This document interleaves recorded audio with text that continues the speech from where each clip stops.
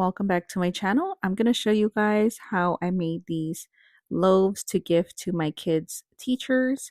So we're going to start off with the double chocolate chip loaf. We're going to start off by blooming 100 grams of cocoa powder, and we are going to be adding 200 grams of warm filtered water. We're going to go ahead and mix this together until there are no more clumps. And then we're going to add 300 grams of active sourdough starter. And then we're going to add 600 grams of water again. So I mix everything together until the starter is mostly dissolved. And then I go ahead and add 100 grams of brown sugar. And then I mix again until everything is dissolved. I then add 1000 grams of bread flour and 20 grams of salt. I go ahead and mix all the ingredients together until I see no more pockets of flour. This is my first time actually doubling up a batch of the double chocolate chip loaf, and it was kind of hard to mix. I'm not gonna lie, I feel like I needed a bigger bowl, but it all turned out fine. I went ahead and mixed it until I saw no more flour, and then I went ahead and mixed my classic sourdough loaf. So I added 200 grams of active sourdough starter and 700 grams of room temperature filtered water, and then I mixed both of these two together until there were no more clumps of sourdough starter. And then I added 1000 grams of bread flour and 20 grams of salt. And then I went ahead and mixed everything together until I saw no more pockets of flour. Then I added a cloth to both bowls and let the dough rest for 1 hour before I started my 3 sets of stretch and folds. So luckily I was able to do the stretch and folds at the same time for both doughs.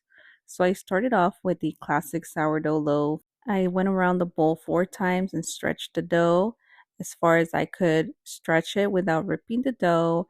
I went ahead and washed my hands again, and then I started to do the stretch and folds on the double chocolate loaf. So I did wash my hands in every step that required me touching this dough, just to make sure you all know my hands were very clean. So I went ahead and scraped the bowl and made sure that there was no dough left over on the sides of the bowl. That way I wouldn't waste any. So after the first set, I went ahead and waited 30 minutes and did the second set of stretch and folds. So here I am again stretching the classic sourdough loaf first. You can see that the dough is a little bit more smooth. It's very stretchy. It doesn't look as shaggy as before. And the double chocolate, I love this dough because it doesn't stick to your hands. It's almost like Play-Doh. So I went ahead and stretched both doughs, covered it with a cloth again, and then I waited another 30 minutes before I started the third set of stretch and folds.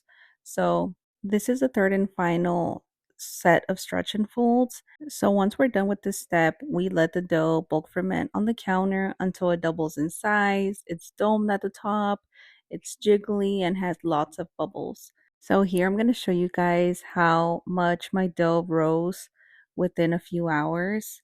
So I went ahead and started to shape the double chocolate loaf first because this dough rises so fast, so I feel like I needed to shape it before it overproofed. So you see how big the double chocolate one rises? It's so huge, but I love it. I love this dough so much. And you see this jiggle in the dough. This is what we want to see. So I went ahead and split the dough in half, and I actually weighed the dough to make sure that I would get both doughs similar in size and weight. So I didn't show that part here, but I did weigh them.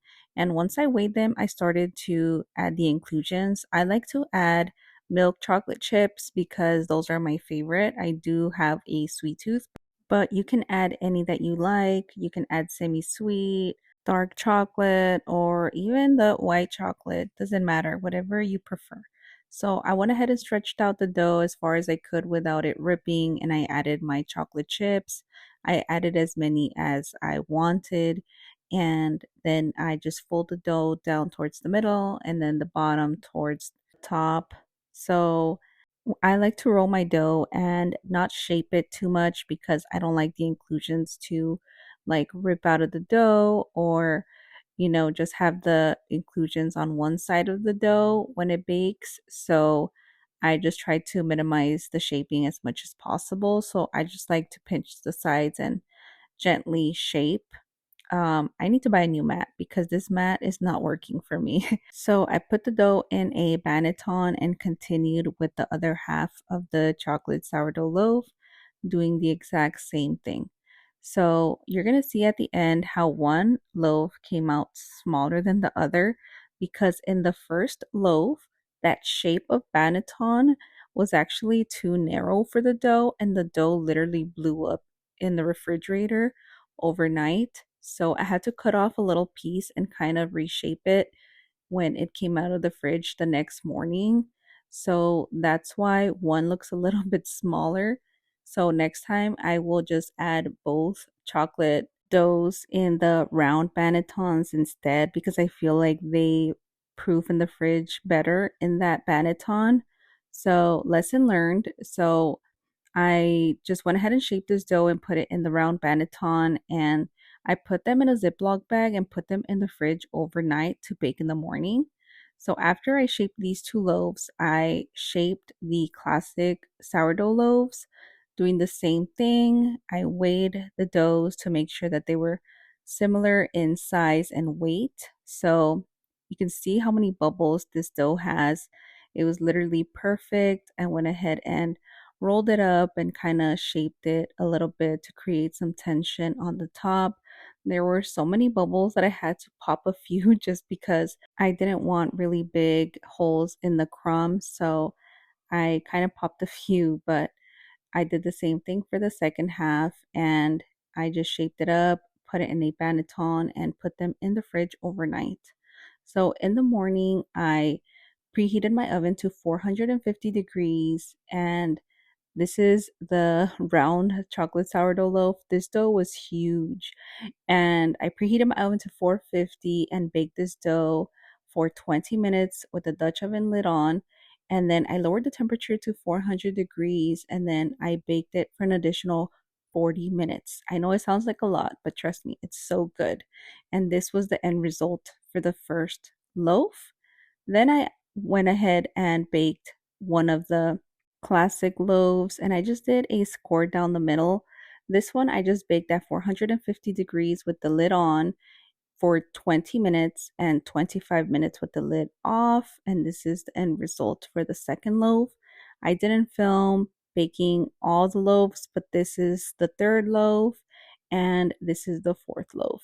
So I hope the teachers enjoy this little gift that I am giving them. I packaged them in these little bags that I thought were so cute. I hope you enjoyed today's video and I'll see you in my next one. Bye.